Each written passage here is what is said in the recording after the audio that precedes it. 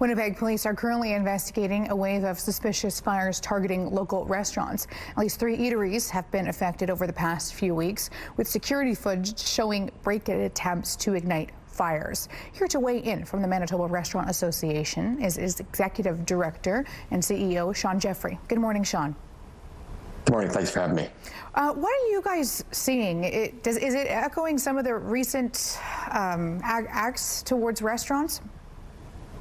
Yeah, we've been facing crime challenges in our industry for pretty much since the pandemic. It's been rising quite significantly.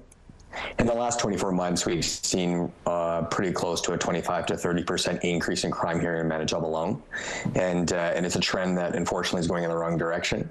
We're seeing that the type of crime is also changing quite significantly to becoming more aggressive and more detrimental to the business. So that higher level of violent crime, and then obviously the higher level like this of property and damage and vandalism.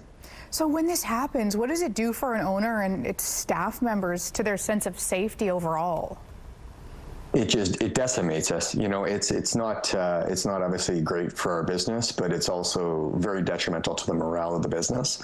When you see stuff like this happening in any industry, not just the restaurant industry, it creates a kind of a negative turn on safety, and it's not farther from the truth. It's never been a safer time to go out and eat with all the changes in technology and AI.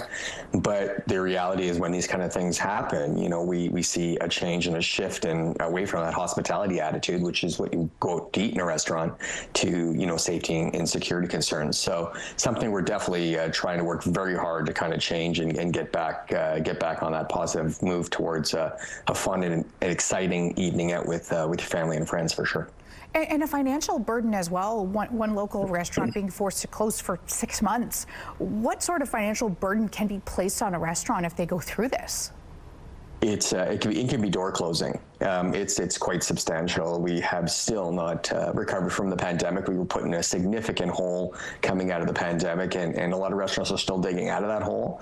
So when you see something as detrimental as a long-term closure like that, it can be absolutely door closing. So it's a very tough situation to be put in. It also creates a real big rift in your ability to kind of create momentum to grow your business. So when you have to close and you have those customers who consistently are coming out, and then you see her close for a while, to create that trend to get them to come back out again is quite hard. So again, really trying to work with businesses to make sure that they can kind of get that up and rolling again, and open as soon as possible. And this year you advocated for and saw a crime grant in the provincial budget. What can you say about its implementation, or how, your opinion, it should be implemented?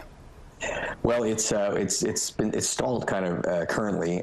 We haven't seen any movement on the implementation of that. But what we're looking for specifically for our industry, but mostly for all business, is that creation of both enhancements in safety and security in and around the business, but also really enhancements in education and the use of artificial intelligence to be able to assist with the monitoring and the operation of our business. So using those various trends and the new changes in technology to be able to assist with security in the business, but also making sure that we can assist these operators who have still, not recovered, profit-wise, to assist and invest in their business.